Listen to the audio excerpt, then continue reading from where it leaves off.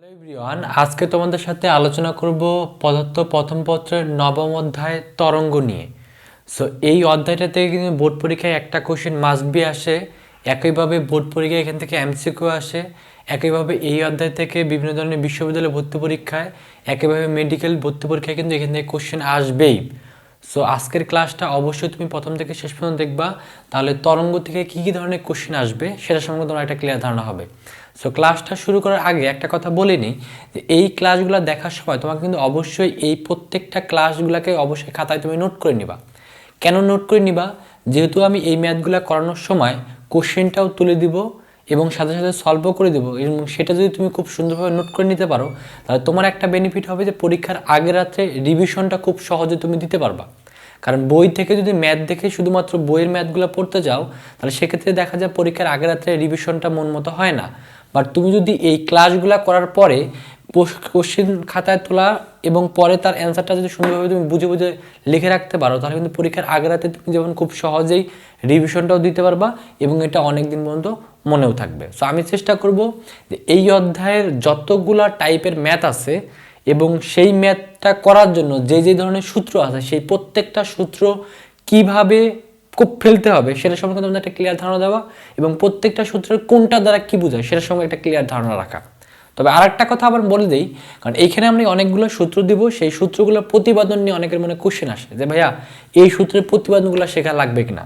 So প্রতিপাদন যদি তুমি জানার জন্য শিখতে চাও তুমি সেটা জানতে পারো, সেটা নিয়ে কোনো সমস্যা নেই, কিন্তু পরীক্ষায় সাধারণত এগুলোর প্রতিপাদন এখন আর আসে না। যেহেতু এখন সৃজনশীল কোশ্চেন হয় সেক্ষেত্রে দেখা যায় প্রতিপাদন আসে না, কিন্তু এই সূত্রগুলা প্রয়োগ করে বিভিন্ন ধরনের গাণিতিক সমস্যা সলভ এটাই আসবে। এটাকে কিন্তু বলা হয় সৃজনশীল কোশ্চেনের প্যাটার্ন। সো অবশ্যই তোমাকে সূত্রগুলো একটু কষ্ট করে মনে রাখতে হবে এবং সূত্রের কোনটা দ্বারা কি বোঝায় সেটা সম্পর্কে ভালোভাবে ধারণা রাখতে হবে, তারপরে সেটা দিয়ে ম্যাথ করার মাধ্যমে ম্যাথগুলো খুব দ্রুত সলভ করতে হবে। তাহলে চলো এখন তাহলে আমরা ক্লাসটা শুরু করি। তাহলে আজকের ক্লাসটা যেহেতু আমরা তরঙ্গ নিয়ে আমরা শুরু করতেছি, সো তরঙ্গের ম্যাথগুলো করার জন্য প্রথমে তোমাদের কিছু সূত্র সম্পর্কে জানতে হবে। তাহলে কি কি সূত্র? তাহলে প্রয়োজনীয় আমরা সূত্রগুলো সম্পর্কে আগে জেনে নিই। তাহলে এখানে এক নম্বর যে সূত্র সম্পর্কে জানতে হবে সেটা কি সূত্র? দেখো যে এনটি কম্পনে অতিক্রান্ত দূরত্ব, অর্থাৎ কোনো একটা তরঙ্গ যদি এনটি বা এন বার কি দেয় আমাদের কম্পন করে, তাহলে সেক্ষেত্রে অতিক্রান্ত দূরত্ব সে কম্পন করে কতটুকু অতিক্রম করবে সেটা বের করার সূত্র হলো এস, মানে অতিক্রান্ত দূরত্বকে এস দ্বারা প্রকাশ করা হয়। এস সমান এন। এন মানে কি?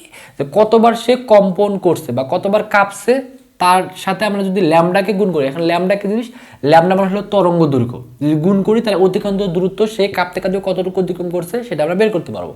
তাহলে এই সূত্রটা মনে রাখবো যে অতিক্রান্ত দূরত্ব সমান সমান এন ল্যামডা। এখানে এন মানে হলো কম্পন সংখ্যা, আর এখানে আমাদের দেওয়া আছে যে কতবার কাঁপছে সেই সংখ্যাটা, আর এখানে ল্যামডা মানে কি? তরঙ্গ দৈর্ঘ্য। তারপর দুই নম্বর যে সূত্র, দুই নম্বর সূত্রটা কি? যেখানে ছোট হাতের এন দ্বারা প্রকাশ করছি যে ছোট হাতের এনটি তরঙ্গ শীর্ষ বা খাজ হলে অতিক্রান্ত দূরত্ব এস সমান সমান হবে N minus one lambda. So এখানে এনটি তরঙ্গ শীর্ষ মানে তরঙ্গ যখন উপরে যায় উপরে একটা শীর্ষ থাকে, আবার নিচে যখন যায় তখন একটা খাজও তৈরি হয়। সো এই তরঙ্গ শীর্ষ বা খাজ যদি হয় এনটি, তাহলে সেক্ষেত্রে আমাদের অতিক্রান্ত দূরত্ব কত হবে? এস বের করার সূত্র হবে N minus one lambda. Lambda মানে কি? এখানে তরঙ্গ দৈর্ঘ্য। তারপরে তিন নম্বর যে সূত্র, তিন নম্বর সূত্রটা কি নিয়ে? এটা হলো তরঙ্গ বেগ নিয়ে। তো তরঙ্গ বেগ এটা মনে রাখবে, এটা খুব পপুলার একটা সূত্র। এই সূত্রতে আমরা অনেকগুলো ম্যাথ সলভ করব। সূত্রটা হলো যে ভি সমান সমান এফ ল্যামডা। এখানে ভি মানে কি? বেগ, এফ মানে হলো কম্পাঙ্ক, আর ল্যামডা মানে কি? তরঙ্গ দৈর্ঘ্য। সো এই যে সূত্রটা আছে এই সূত্র দুইটা শর্তের ম্যাথ আমাদের বেশি আসে। দুইটা শর্ত কি কি? কখনো যদি কোনো প্রশ্নে উল্লেখ করে দেয় যে একই মাধ্যম, অর্থাৎ মাধ্যম যদি একই হয় সেক্ষেত্রে বেগটা হবে সমান, এবং সেক্ষেত্রে যে সূত্রটা ফেলবো সেটা হলো যে F one into lambda one equal to হবে F two into lambda two. আবার কখনো যদি উল্লেখ করে দেয় কোশ্চেনে যে ভিন্ন মাধ্যম এবং সেখানে উৎস এক বা এফ এক বা কম্পাঙ্ক এক, সেক্ষেত্রে সূত্রটা ফেলবো V one by V two equal to lambda one by lambda two. তাহলে এই সূত্র দুইটা কেস মনে রাখবো এবং এই কেসগুলো দিয়ে আমরা ম্যাথ একটু পরে সলভ করবো। তারপরে দেখো চার নম্বর যে সূত্র, চার নম্বর সূত্রটা কি দেওয়া আছে? চার নম্বর সূত্র দেওয়া আছে বিভিন্ন তাপমাত্রার বেগ যদি বের করতে বলে, যেটা যে কোনো তাপমাত্রা বের করতে বললো, বেগ 25 ডিগ্রি সেলসিয়াস 30 ডিগ্রি সেলসিয়াস যে কোনো তাপমাত্রা যদি বের করতে বলে, তাহলে সেই বেগ বের করার সূত্র হবে 332 অর্থাৎ 332 প্লাস 0.6 থিটা সি। যত ডিগ্রি সেলসিয়াসে আমাদের থাকবে তত ডিগ্রি সেলসিয়াস এখানে আমরা বসাই দিব। সো এটা দ্বারাও আমরা একটু পরে ম্যাথ সলভ করব, সমস্যা নেই। তারপরে সর্বশেষ দেখো 5 নম্বর যে সূত্র, আগে আমরা সূত্রগুলো সম্পর্কে জানি, তারপর আমরা সেগুলো নিয়ে ম্যাথও করব। সো 5 নম্বর সূত্রটা হলো যে দশা পার্থক্যকে ডেল দ্বারা প্রকাশ করা হয়, ডেল সমান 2 বাই ল্যামডা গুণন এক্স। এখানে 2 তো কনস্ট্যান্ট, আর পাইয়ের মান তো আমরা জানি যে 3.1416, আর এইখানে ল্যামডা কি জিনিস, ল্যামডা হলো তরঙ্গ দৈর্ঘ্য, আর এক্স কি জিনিস, এক্স হলো পথ পার্থক্য। সো এখন আমরা কি করব, এখন আমরা 1 নম্বর কোশ্চেনটা সলভ করি, তাহলে আমরা এই সূত্রগুলো সম্পর্কে আস্তে আস্তে জানতে পারবো। সো এই 1 নম্বর কোশ্চেনটা কিন্তু আমাদের ঢাকা বিশ্ববিদ্যালয়ে ভর্তি পরীক্ষা চলে আসছিল। কোশ্চেনটা কি দেওয়া ছিল, যে বায়ুতে শব্দের বেগ 332 মিটার সেকেন্ড বার্স 1, বলছে 664 হার্টজ কম্পাঙ্কের কাটার 100 পূর্ণ কম্পনে কত দ্রুত অতিক্রম করবে, এটা আমাদের বের করতে হবে। তাহলে এটা আমরা কিভাবে করব? সো এই ম্যাথগুলো সলভ করার প্রথম যেটা তোমার কাজ হবে, যে প্রথমে তুমি আগে এই প্রদত্ত কোশ্চেন থেকে যে তথ্যগুলো দেওয়া আছে বা যে ডাটাগুলো দেওয়া আছে সেগুলো তুমি আগে সাইডে বের করে নিবা। কারণ ডাটাগুলো যদি তুমি বের করতে পারো, তাহলে সেই ডাটাগুলো দেখে তুমি গেস করতে পারবা কোন সূত্র পড়বে, আর যখনই তুমি গেস করতে পারবে যে এই সূত্রটাই পড়বে, তাহলে ম্যাথটাও তুমি সহজে সলভ করতে পারবা। তাহলে প্রথম কাজ হবে এখানে আমাদের ডাটাগুলো লিখে নাও, যেখানে আমাদের কি দেওয়া আছে। তাহলে দেখো এখানে প্রথমে আমাদের কি দেওয়া আছে, প্রথমে আমাদের দেওয়া ছিল বায়ুতে শব্দের বেগ দেওয়া আছে, মানে ভির মানটা দেওয়া আছে। ভির মান কত দেওয়া আছে, 332 মিটার সেকেন্ড বার্স 1। তারপর দেওয়া আছে আমাদের যে 664 হার্টজ কম্পাঙ্ক, তাহলে মানে এখানে কম্পাঙ্ক মানে কি, এখানে এফ এর মানটা দেওয়া আছে। এফ এর মান এখানে কত দেওয়া আছে, হলো 664 হার্টজ। ওকে, তারপর দেওয়া আছে যে 100 পূর্ণ কম্পন, তাহলে এটা মানে কি, এটা হলো কম্পন সংখ্যা। আর আমরা কম্পন সংখ্যাকে কি দ্বারা প্রকাশ করে শিখে আসছি, যে এন দ্বারা, বড় হাতের এন দ্বারা, অর্থাৎ কম্পন সংখ্যা এন সমান দেওয়া আছে কত আমাদের 100। আমাদের বের করছে কত দ্রুত অতিক্রম করবে, মানে আমাদের অতিক্রান্ত দূরত্ব এসটা বের করতে হবে। তাহলে এস ইকুয়াল টু কি হবে 4। তাহলে এখানে আমরা কোন সূত্র ফেলবো, তাহলে একটু আগে কিন্তু আমরা এস বের করার সূত্র আমরা পড়ে আসছি। এখন এস বের করার সূত্র কি আছে, দুইটা আছে, একটা এটা আছে, এটা আছে। কোনটা ফেলবো, অবশ্যই উপরেরটা ফেলবো। কেন, কারণ এখানে আমাদের এন মানে কম্পন সংখ্যা দেওয়া আছে, বাট এখানে ছোট হাতের এন মানে কিন্তু হলো তরঙ্গ শীর্ষ সংখ্যা বা খাস, বাট এখানে খাস উল্লেখ করে দেওয়া নেই। তাহলে আমরা এই সূত্র ফেলবো, আমরা ফেলবো যে এস সমান কি ফেলবো, যে N by lambda. Okay fine. So N এর মান তো আমরা জানি, কিন্তু এখানে ল্যামডার মানটা জানি না। কিন্তু আমরা একটা সূত্র পড়ে আসছি যে ভি সমান এফ ল্যামডা। আমরা কি পড়ে আসছি, আমরা একটা সূত্র পড়ছি যে ভি সমান এফ ল্যামডা। তাহলে এখান থেকে যদি বলি যে এখান থেকে আমরা কি বের করতে চাচ্ছি, এখানে আমাদের ল্যামডার মান, তাহলে আমরা এখান থেকে কিন্তু লিখতে পারবো ল্যামডা সমান কি লিখতে পারবো, ভি বাই এফ। এই সূত্রটা কিন্তু আমরা লিখতে পারবো খুব সহজেই। তাহলে এখান থেকে আমরা ল্যামডা সমান লিখতে পারি কি, ভি বাই এফ। এখন আমরা মানগুলোকে বসিয়ে দেবো। তাহলে এন এর মান এখানে কত দেওয়া আছে, 100 বসালাম, গুণন ভির মানটা কত দেওয়া আছে 332, এফ এর মানটা কত দেওয়া আছে 664।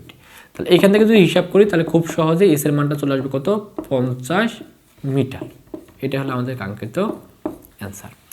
তারপরে দেখো 2 নম্বর কোশ্চেনটা যদি সলভ করি, 2 নম্বর কোশ্চেনটা আমাদের দেখো জাহাঙ্গীরনগর বিশ্ববিদ্যালয়ে ভর্তি পরীক্ষা চলে আসছিল। কোশ্চেনটা কি ছিল, কোশ্চেনটা ছিল যে কোনো তরঙ্গ 200 হার্টজ কম্পাঙ্ক বিশিষ্ট এবং 20 মিটার দূরে 21টি তরঙ্গ শীর্ষ উৎপন্ন করে, তরঙ্গ বেগটা বের করতে বলছে। তাহলে এই ম্যাথটা সলভ করার জন্য প্রথম যেটা কাজ হবে, আমাদের আগে এখানে ডাটাগুলো লিখে নেওয়া, যে এখানে কি কি দেওয়া আছে।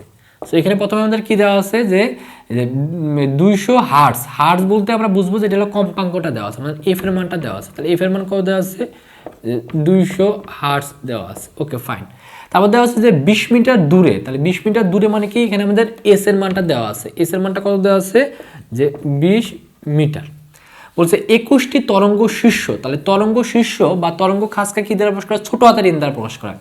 তাহলে এন এর মান, ছোট হাতের এন এর মান কত দেওয়া আছে আমাদের 21। আমাদের বের করতে বলছে তরঙ্গ বেগ, অর্থাৎ আমাদের কি বের করতে বলছে, ভি ইকুয়াল টু 4। সো এখন আমরা কি বের করব, এই ভির মানটা বের করব। ভির মানটা কিভাবে বের করব, তাহলে আগে দেখবো যেহেতু আমাদের তরঙ্গ শীর্ষ দেওয়া আছে, তাহলে তরঙ্গ শীর্ষ সম্পর্কিত যে সূত্রটা আছে সেই সূত্রটাই পড়বে। তাহলে তরঙ্গ সূত্র সম্পর্কিত একটা সূত্র আছে, এই সূত্রটা পড়বে। কি সূত্র আমরা পড়ে আসলাম, যে এস সমান ছোট হাতের n-1 ল্যামডা। সো এখানে দেখো, এখানে আমাদের এস এর মানটা আমরা জানি, এসটা থাকলো, এন এর মানও জানি, সেটাও থাকলো, বাট এখানে আমাদের ল্যামডার মানটা কিন্তু জানি না। বাট ল্যামডা সমান আমরা একটু আগে পড়ে আসলাম, কি লিখতে পারি, ভি বাই এফ। সো এখানে এই এফ এর মান নেয়, এখানে আমাদের এই ভির মানটাই বের করতে বলছে। তাহলে আমরা এখানে এভাবে লিখতে পারি যে ভি সমান আমরা কি লিখতে পারবো, ভি সমান লিখতে পারবো এস গুণন এফ বাই n-1। তাহলে এস এর মান এখানে কত দেওয়া আছে, এস এর মান দেওয়া আছে 20 গুণন এফ এর মানটা কত দেওয়া আছে, এফ এর মান কত দেওয়া আছে 200 বাই এন এর মান কত দেওয়া আছে, এন এর মান দেওয়া আছে 21 মাইনাস 1। তাহলে এটা যদি ক্যালকুলেটর দিয়ে ক্যালকুলেশন তাহলে খুব সহজেই যে ভির মানটা বা বেগের মানটা আসবে যে 200 মিটার সেকেন্ড ইনভার্স 1। তাহলে এটাই হলো আমাদের কাঙ্ক্ষিত অ্যান্সার। তাহলে এইভাবে কিন্তু খুব সহজে আমরা ম্যাথটা সলভ করতে পারবো। তাহলে আমাদের প্রথম কাজ থাকবে কি, যেই কোশ্চেনে দেওয়া থাকে না কেন সেটা ডাটাগুলো আগে লিখে নেবা এবং সেই ডাটা সম্পর্কিত যে সূত্র আছে সেই সূত্রটা ফেলবা, পরবর্তীতে সেই ডাটাগুলোকে ইনপুট দিবা, দিয়ে খুব সহজে ম্যাথগুলো সলভ করে ফেলবা। সো এরপরে আমরা বাকি যে সূত্রগুলো আছে সেই সূত্রগুলো সম্পর্কিত আরও যে গাণিতিক সমস্যাগুলো আছে যেগুলো প্রায় সময় আমাদের বোর্ড পরীক্ষায় চলে আসে বা প্রায় সময় আমাদের ভর্তি পরীক্ষায় চলে আসে সেগুলো সম্পর্কে জানবো।